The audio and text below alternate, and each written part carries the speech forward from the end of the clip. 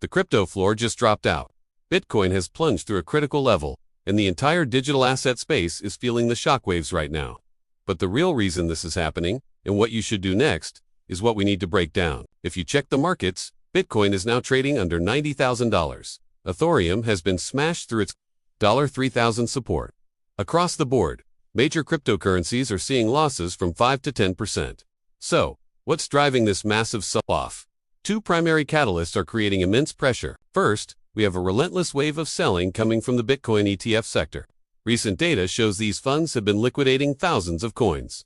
On the last trading day, the figure was around 5,000 Bitcoin.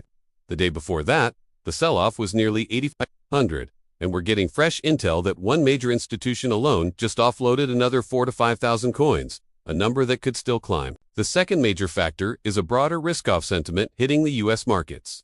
Equities took a significant hit yesterday, dropping over 1%, and that fear has directly spilled over into crypto.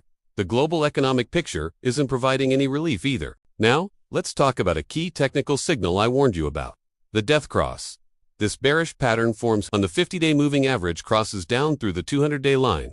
It's the opposite of a golden cross, and it historically signals a potential downtrend. When this trigger fired, Bitcoin was near $97,000. Since then, we've watched it slide to where we are now. So, we have a perfect storm. Technicals are flashing warning signs, ETFs are dumping, and the macro environment is shaky. This brings us to the million-dollar question: can the $90,000 support level actually hold? This price point should have been a strong foundation. If Bitcoin can close a daily or weekly candle above it, stability could return. But if it definitively breaks down, the next major support zone sits much lower, around the $83,000 to $84,000 mark. In this storm, knowledge is your only life raft. There's another technical factor at play here: the CME Gap. This gap, which formed between $91,000 and $92,000, has finally been filled. While it's a source of the current drop, many traders see gap fills as a necessary and even relieving market mechanic. So, what are your moves? First, watch that $90,000 line like a hawk. Interestingly, Bitcoin's market dominance is actually slipping. This suggests altcoins, while still falling, aren't bleeding as badly as Bitcoin is right now. They're signaling they don't have much more room to give. Historically, a death cross shakes out weak hands before the market finds its footing and eventually rallies to new highs. And remember, for every seller in panic, there's a buyer seeing opportunity.